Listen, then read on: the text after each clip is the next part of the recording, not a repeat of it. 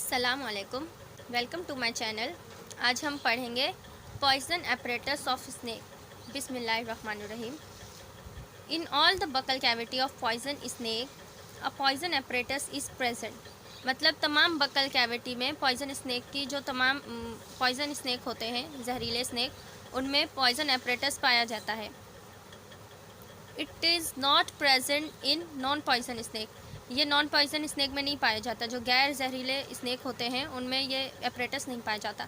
The poison apparatus consist of poison gland, poison ducts और fangs. Poison apparatus तीन चीज़ों में तकसीम होता है, पॉइजन ग्लैंड्स में, पॉइजन डक्ट्स में और फैंग्स में। अब हम पढ़ते हैं पॉइजन ग्लैंड्स के बारे में। ठीक है, पॉइजन ग्लैंड्स क्या होते हैं। Poison glands located on the upper जो।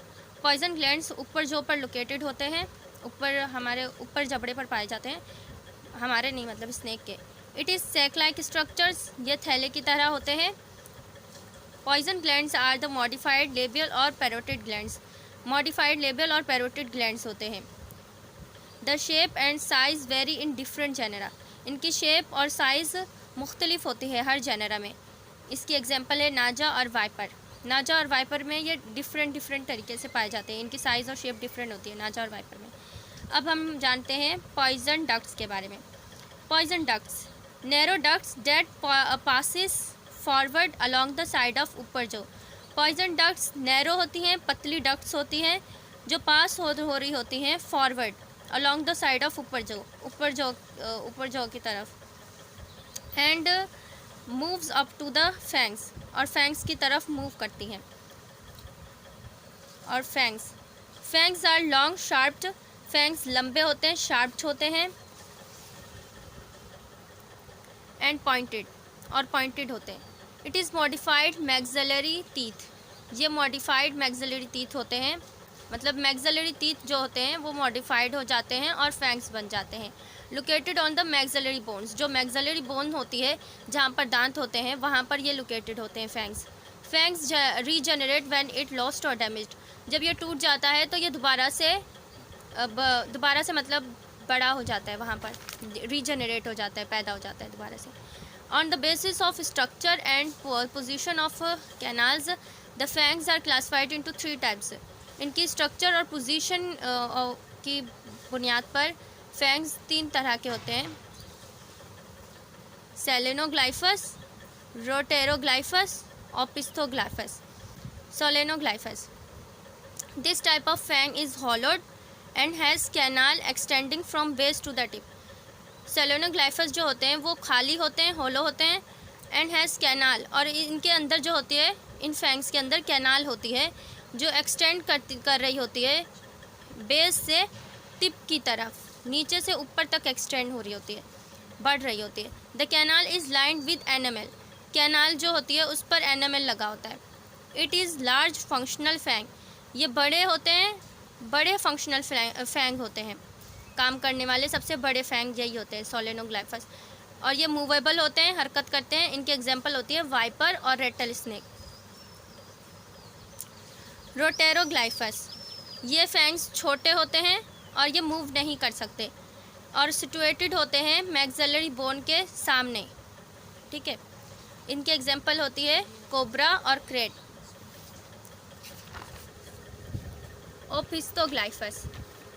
ओपिस्थोग्लाइफस फैंग्स छोटे होते हैं, नॉन मूवेबल होते हैं, मूव नहीं कर सकते। Each grooved along with posterior border, पीछे की तरफ होते हैं, पोस्टीरियर बॉर्डर पे होते हैं, and situated at the back of the maxillary bone. Maxillary bone के पीछे सिचुएटेड होते पाए जाते हैं। इसके एग्जांपल होते हैं फ्लाइंग स्नेक। अब ligaments and muscle of snake. Muscles of snakes, snake के मसल्स जो होते हैं वो 3 तरह के होते हैं। Digastric, sphenopterygoid, anterior temporalis. These muscles help in biting mechanism. ये मसल्स जो होते हैं ये बाइटिंग मैकेनिज्म में हेल्प करते हैं। जब भी स्नेक किसी को बाइट करता है तो ये मसल्स हेल्प करते हैं बाइट करने में स्नेक को। सबसे पहला मसल है डाइजेस्ट्रिक, ओपनिंग ऑफ माउथ। ये मसल को स्नेक को मदद करता है माउथ ओपन करने में। It arises from the squamosal and quadrate junction. ये स्क्वामोसल और क्वाड्रेट जंक्शन से अराइज हो रहा होता है। And is attach to the articular of lower jaw, ये अटैच होता है लोअर जो मतलब निचले जबड़े की तरफ अटैच होता है। ऊपर से नीचे तक ये अटैच रहता है, ऊपर से लेकर नीचे तक। कॉन्ट्रैक्शन ऑफ द मसल्स, ये मसल्स को कॉन्ट्रैक्ट करने में हेल्प करता है। जो कॉन्ट्रैक्शन ऑफ मसल्स होती है वो हेल्प करती है माउथ को ओपन करने में बाय डिप्रेसिंग द लोअर जो।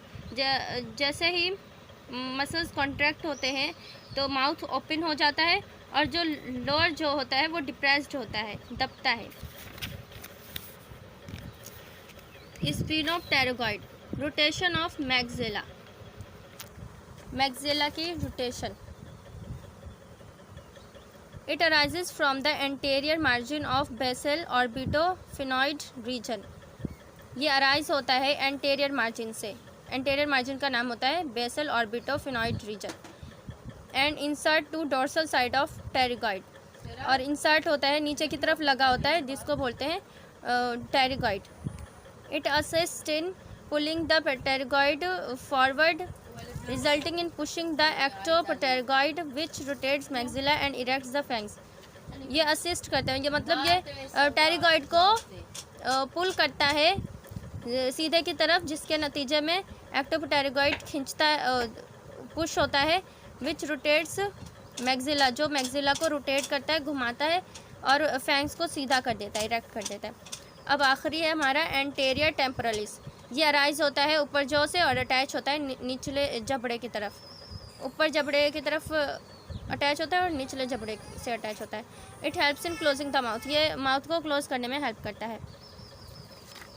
अब ये हमारा टॉपिक मुकम्मल हो गया। मिलते हैं नेक्स्ट टॉपिक में। अल्लाह हाफिज़।